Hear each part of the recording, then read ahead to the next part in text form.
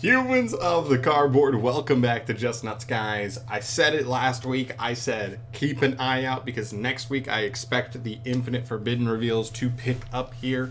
And lo and behold, we have our first brand new archetype revealed for this core set. They're called the FIENDSMITHs. I have no idea what's going on here. I saw there's a Link one. Scary. One main deck monster, Sky Striker, scary.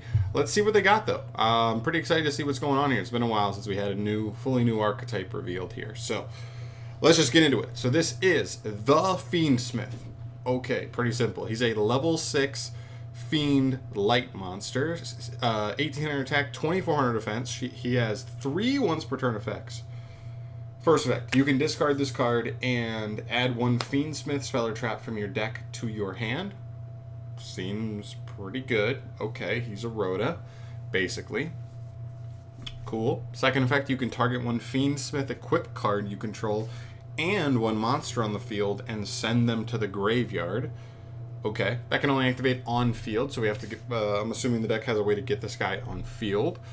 If this card is in your graveyard, you can shuffle one other light fiend monster from your graveyard into the deck or extra deck to special summon this card.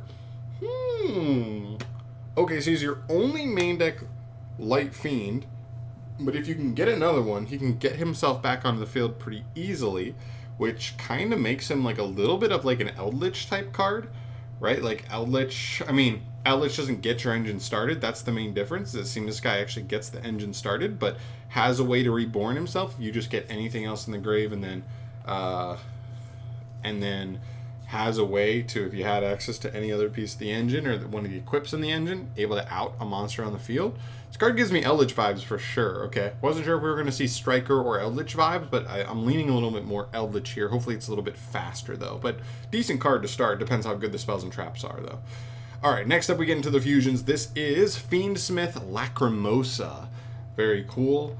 This is a level 6 light fiend, of course. 2400 attack, 24 defense. And also one more thing, if there's nothing else here, maybe there's a world where this archetype wants to combine with other light fiends. The first one I can think of is Magical Musketeer. I just made a video talking about how 4 archetypes got their entire like main core reprinted in the OCG. Muskets was one of them, so maybe they're not actually getting direct support, but maybe they're just so good combining with this archetype. We'll see. But anyway. Okay. FIENDSMITH Lacrimosa. 24/24 Light Fiend Fusion. 2 Light Fiends is the makeup, so again, pretty easy. First and third effects are hard once per turn. If this card is fusion summoned, target a Light Fiend in your grave or banish. Add it to your hand or special summon it. Cool. Gets you a card back, like that.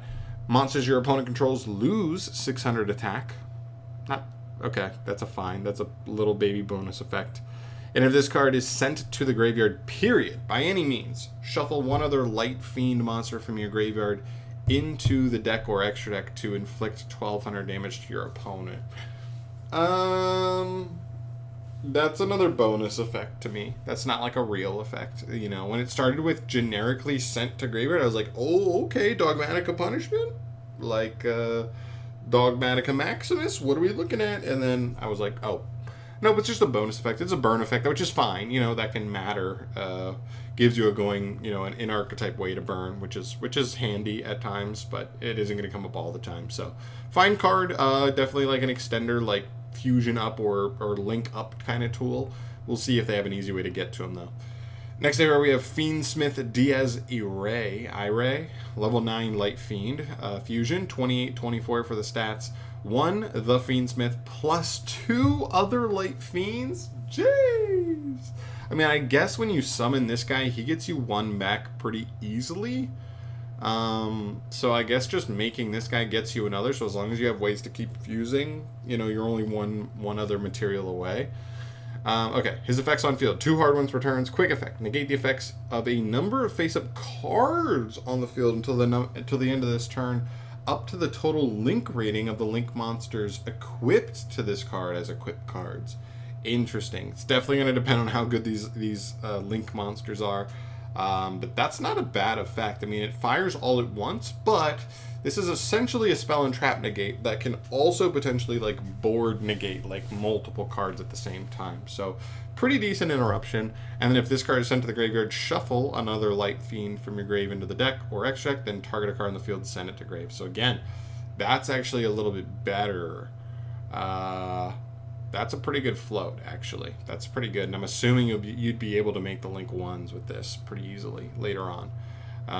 That's cool. All right, cool. This one's a little bit better. If we can end on this really easily, I like it, but it depends on how easily we can get there. All right, FIENDSMITH Requiem. This is our link 1. If this card's really strong, then we're going places. So this takes 1 Light Fiend. Is this just supposed to be musket support without being actual musket support? You can only special summon Requiem once per turn. You can only use the second effect once per turn. The first effect, during the main phase, quick effect, tribute this card to special summon a FIENDSMITH monster from your hand or deck. So you can use the first effect multiple times, but you can only use the second effect once per turn. Okay. Second effect, you can target 1 non-link Light Fiend you control. Equip this card from your field or grave to that card as an equipped spell. Gives it 600 attack. So that's this card. If you just get this engraved very easily, you're going to be able to give it to this guy pretty easily. Okay, cool. Seems like a pretty good link 1. Like any Light Fiend, make this tribute itself, summon FIENDSMITH. Now he can't send himself from field, right? No, he has to discard himself to search a spell or trap. So then he's just on field to do the other things, but he is just material. And if he's sent to grave, you can shuffle one of the link 1 back in, or the original Light Fiend used to make it, to then summon him back. And you'd have another one to summon another copy. Okay, so you can kind of get like a couple in rotation. Interesting. All right, the link 2, this could matter. Hopefully this is like a good board piece. So, because that's what we're seeing, right? Like, we need to see some stuff here. All right, FIENDSMITH Sequentia, Light Fiend, link 2, 1200 attack. It points bottom left and bottom right. Good arrows. It contains any 2 monsters, including a Light Fiend, as one of them. 2 hard ones per turn. The first effect is during your main phase, you can fusion summon a Fiend monster from your extract by shuffling materials from your graveyard into the deck. Now that is pretty good. Wow, in a link 2? So you may not even need to get a spell or trap at all. I think, is this saying normal summon 1 Light Fiend is basically getting you combo? Because you go, let's say for example, if you normal summon a Magical Musketeer, you have no way to even trigger their effects to plus. So then you go, link for the link 1, tribute the link 1 to summon our guy, link him for a second link 1, in which case he triggers to shuffle the original Light Fiend back into the deck to then summon himself back. And then, because the second effect is the only hard... Oh, you can only special summon Requiem once a turn. So you wouldn't be able to go into a second Requiem. That's a problem. But if you had any other extender at that point, you'd be able to get into the link 2 at that point, which would trigger him to summon back the original link 1, or summon himself back by shuffling the Fiend, and then you would have extra bodies, then you'd be able to do a fusion as well from grave. Okay. There's some stuff here for sure. It's not quite as generic as normal summon any Light Fiend and you're off to the races, but still pretty good. All right, you can target 1 non-link Light Fiend you control. Equip this card with it from your graveyard.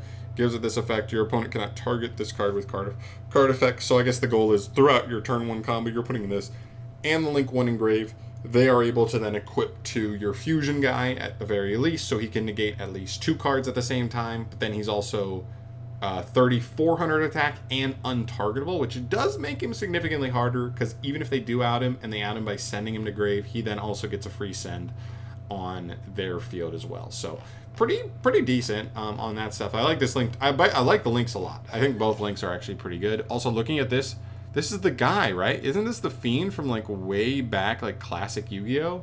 Can't remember his name. Maybe he's a zombie.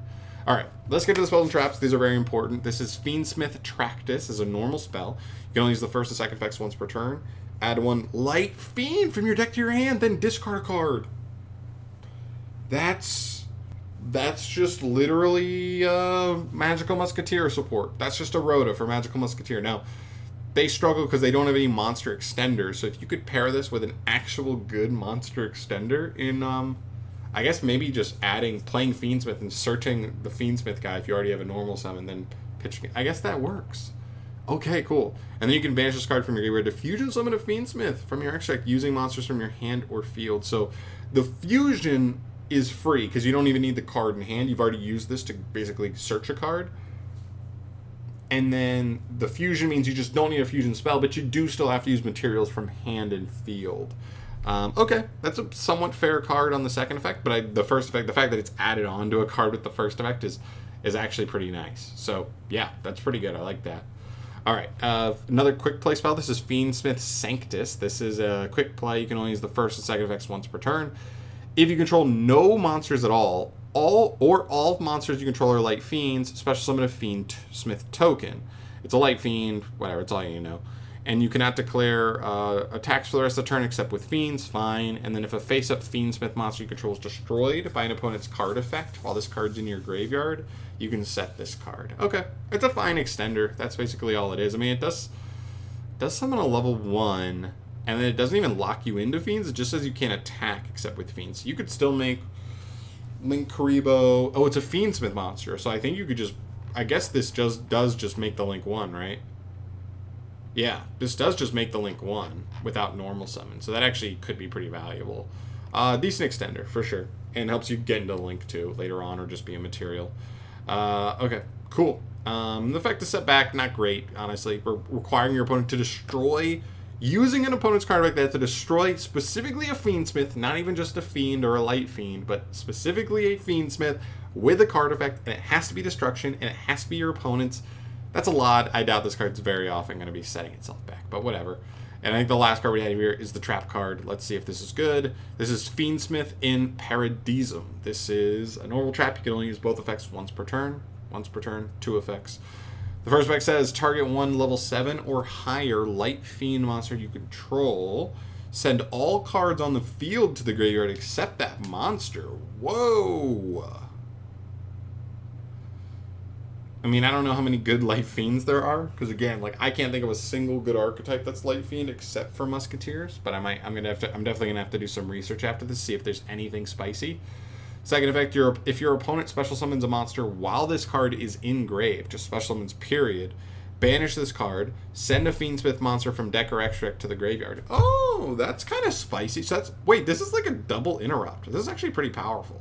So this is like a board wipe, and then assuming you're just playing Fiendsmith, right? Or like some deck that plays Fiendsmith, then when they special summon a monster, you just go like effect, send the fusion, this big fusion, because when he's sent, you shuffle, as long as you have any other light fiend you don't care about in grave, shuffle it back, and then send a card, send another card. So this is a board wipe plus a send. This is a pretty good trap card, actually. Obviously it's a trap card though, so it's pretty slow, so we just have to make sure about that, but I'm honestly interested. Now, this is also the kind of archetype where, like, yes, it has, like, Musketeer synergy, and I'm not sure if there's anything else off the top of my mind that I have to look deeper into, or comment that down below if there's any other Light Fiend decks you think are specifically interesting. But it does make me think, like, Konami a lot of times will release a deck like this, and then, like, not even in this main core set, but, like, literally the next set. Like, oh, another Light Fiend deck, because there's synergy, there's lore, there's whatever, and then it's boom. Now it makes perfect sense. Now I know why I should have bought that archetype initially when it was cheap, because nobody thought it was combining with anything crazy aside from muskets, and now you are ready to go. So, cool stuff. Honestly, I think this is a pretty cool breakdown of an archetype. Like, this is an archetype that needs basically no normal summon, so it is free game for something like muskets or any Light Fiend stuff that's out there. I'll definitely have to look into it and see what's going on there. It may not be enough to play just yet. Maybe it takes the next core set or two to get like another 3 to 4 cards total within those 2 sets, and then maybe that's when it takes off. We see that all the time.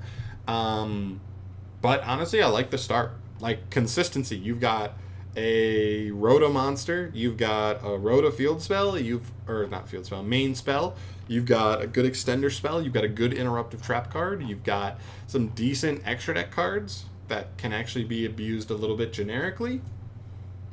There's definitely some room here. This could be something. So, yeah, let me know if you think it actually has legs right out the gate, or if you think that it's probably going to have to sit back a little bit and wait. to actually have full legs and be able to compete. But I'd love to hear your guys' thoughts on that. Really, really cool archetype. But I'm into it. So I'm out of here today, guys. Thank you so much for watching. As always, subscribe to the channel for more stuff from me. And I'll see you in the next one. Peace.